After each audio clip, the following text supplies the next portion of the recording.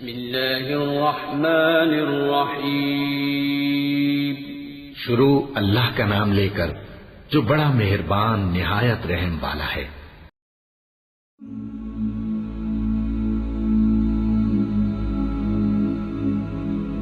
معزز دوستو، السلام علیکم۔ ناظرین محترم، جیسا کہ ہم سب جانتے ہیں کہ حضرت آدم علیہ السلام دنیا کے پہلے انسان بھی ہیں اور پیغمبر بھی۔ جب اللہ نے انسان کو دنیا میں بھیجنے کا ارادہ کیا تو اس سے قبل چند اہم اقدامات کیے۔ ایک قدم تو یہ تھا کہ تمام انسانوں کی ارواح کو شعور دے کر انہیں دنیا کی زندگی کی آزمائش کے بارے میں بتایا کہ انہیں اچھے اور برے کی تمیز کی آزمائش میں ڈالا جا رہا ہے، اور جو کامیاب ہوگا اس کا بدلہ جنت اور ناکاموں کا بدلہ جہنم ہے۔ دوسرے مرحلے میں اللہ نے اپنا یہ منصوبہ فرشتوں اور جنات کے سامنے رکھا، کیونکہ یہ دونوں ذی شعور اور صاحب ارادہ مخلوقات تھی اور ان کا انٹریکشن انسان سے ہونا تھا۔ جب اللہ نے فرشتوں اور جنات کے سامنے یہ منصوبہ رکھا کہ ایک ذی شعور صاحب اختیار ہستی کو دنیا میں بھیجا جانے والا ہے، تو فرشتوں کو صاف نظر آ گیا کہ انسان اپنے اختیارات کا غلط استعمال کرے گا، جس کے نتیجے میں خون خرابہ بھی ہوگا۔ حضرت آدم علیہ السلام اللہ سبحانہ و تعالیٰ کے برگزیدہ پیغمبر اور تمام انسانوں کے باپ ہیں۔ حضرت آدم علیہ السلام کی تخلیق اللہ سبحانہ و تعالیٰ نے خود دست شفقت سے فرمائی۔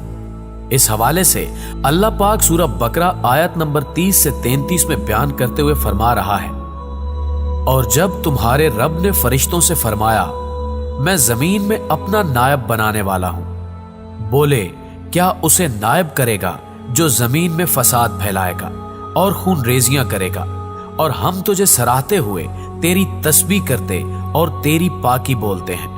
فرمایا مجھے معلوم ہے جو تم نہیں جانتے۔ ناظرین گرامی، خدائے بزرگوں برتر نے حضرت آدم علیہ السلام کو تمام اشیاء کے نام سکھائے اور پھر تمام فرشتوں کو جمع کر کے فرمایا سچے ہو تو ان کے نام بتاؤ۔ تو فرشتے بولے اے اللہ تو پاک ہے، ہمیں کچھ علم نہیں، جتنا تو نے ہمیں سکھایا اتنا ہی جانتے ہیں، بے شک تو ہی علم و حکمت والا ہے۔ اس کے بعد رب کریم نے حضرت آدم علیہ السلام سے فرمایا اے آدم انہیں سب اشیاء کے نام بتا۔ پھر جب حضرت آدم علیہ السلام نے ان سب کے نام بتا دیے تو پاک پروردگار نے فرمایا میں نہ کہتا تھا، میں جانتا ہوں آسمانوں اور زمین کی سب چھپی چیزیں، اور میں جانتا ہوں جو کچھ تم ظاہر کرتے اور جو کچھ تم چھپاتے ہو۔ تخلیق آدم علیہ السلام کے بعد جب رب تعالیٰ نے تمام فرشتوں کو حکم دیا کہ آدم کو سجدہ کرو تو تمام فرشتے سجدے میں گر پڑے سوائے ابلیس کے۔ ابلیس نے غرور کیا، منکر ہوا اور کافر ہو گیا۔ یہاں پر سوال یہ پیدا ہوتا ہے کہ ابلیس نے سجدے سے انکار کیوں کیا؟ معزز خواتین و حضرات، اللہ تعالیٰ نے جب حضرت آدم علیہ السلام کی تخلیق کا ارادہ فرمایا تو حکم دیا کہ زمین سے مٹی اکٹھی کر کے لاؤ۔ تمام فرشتے باری باری زمین پر آئے اور واپس لوٹ گئے۔ ہر فرشتہ جا کر کہتا کہ میں مٹی اٹھا کر نہیں لاؤں گا۔ سب سے آخر میں حضرت اسرائیل علیہ السلام زمین پر اترے اور مٹی اٹھائی اور واپس آسمانوں کی جانب اڑنے لگے۔ عرش پر پہنچ کر ملک الموت نے یہ مٹی رب کے حضور پیش کی، جس پر کل جہانوں کے مالک نے خوش ہو کر فرمایا کہ اے اسرائیل اس مٹی سے انسان کا خمیر اٹھایا جائے گا اور میں اس میں روح پھونکوں گا، اور اس روح کو انسان سے تم ہی نکالو گے۔ اور پھر اللہ سبحانہ و تعالیٰ نے حضرت آدم علیہ السلام کا خمیر اٹھایا۔ کچھ روایات میں آتا ہے کہ جمعے کے دن حضرت آدم علیہ السلام کو انسانی شکل دی گئی اور اللہ تعالیٰ نے حضرت آدم علیہ السلام کو اپنے ہاتھوں سے شکل و صورت دی۔ گارے اور لیس دار مٹی سے حضرت آدم علیہ السلام کا بت بنایا گیا۔ علماء یہ بھی لکھتے ہیں کہ حضرت آدم علیہ السلام کو 40 دن یا 40 سال تک اسی حالت میں رکھا گیا۔ فرشتے اس بت کے پاس سے گزرتے اور دیکھ کے ڈرتے۔ گزرتے وقت اس میں سے ٹھیکرے کی طرح کھنکھناتی ہوئی آواز آتی، لیکن ابلیس اس بت سے زیادہ خوفزدہ نہ تھا۔ معزز دوستو، ابلیس نے فرشتوں سے کہا کہ اس سے ڈرنے کی کوئی ضرورت نہیں، اللہ صمد ہے اور یہ کھوکھلا ہے، اگر مجھے اس پر قابو دیا گیا تو میں اسے ضرور تباہ کر دوں گا۔ ابلیس جس میں آدم کے قریب سے گزرتے ہوئے اس کو زور سے ٹھوکر لگاتا اور غرور کرتا۔ جب وہ وقت آیا تو اللہ تعالیٰ نے حضرت آدم علیہ السلام کے جسم میں روح ڈالنے کا ارادہ فرمایا تو فرشتوں سے ارشاد فرمایا جب میں اس میں روح ڈال دوں تو اسے سجدہ کرنا۔ जब रूह डाल दी गई तो वो सर की तरफ से दाखिल हुई, तभी हजरत आदम अलैहिस्सलाम को छींक आ गई। फरिश्तों ने हजरत आदम अलैहिस्सलाम से कहा कि कहिए अल्हम्दुलिल्लाह, यानी सब तारीफें अल्लाह के लिए हैं। हजरत आदम अलैहिस्सलाम ने कहा अल्हम्दुलिल्लाह, तो अल्लाह पाक ने फरमाया रहबुक रब्बिक। इसका मफहूम कुछ यूं है कि तेरे रब ने तुझ पर रहमत फरमाई। जब रूह आंखों में दाखिल हुई तो हजरत आदम अलैहिस्सलाम को जन्नत के फल नजर आए। जब रूह पेट में दाखिल हुई तो हजरत आदम अलैहिस्सलाम को खाने की ख्वाहिश पैदा हुई, तो हजरत आदम अलैहिस्सलाम जन्नत के फलों की जानिब लपके और लड़खड़ा कर गिर पड़े, क्योंकि अभी रूह टांगों में दाखिल नहीं हुई थी। इसी वजह से रब्बे ताला ने फरमाया इंसान बहुत जल्दबाज है।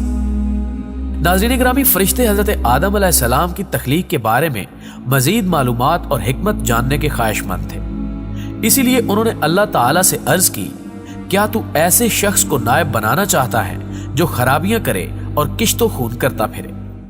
लेकिन यहां ये बात वाज़े करते चलें कि इस सवाल का मकसद ना तो अल्लाह ताला पर एतराज करना था, ना ही बनी आदम के मकाम और मर्तबे का इनकार मकसूद था, और ना ही उन्हें इंसानों से हसद था। जैसे कि बहुत से लोगों को गलतफहमी होती है, इसकी हिकमत मालूम करना और मजीद मालूमात हासिल करना था।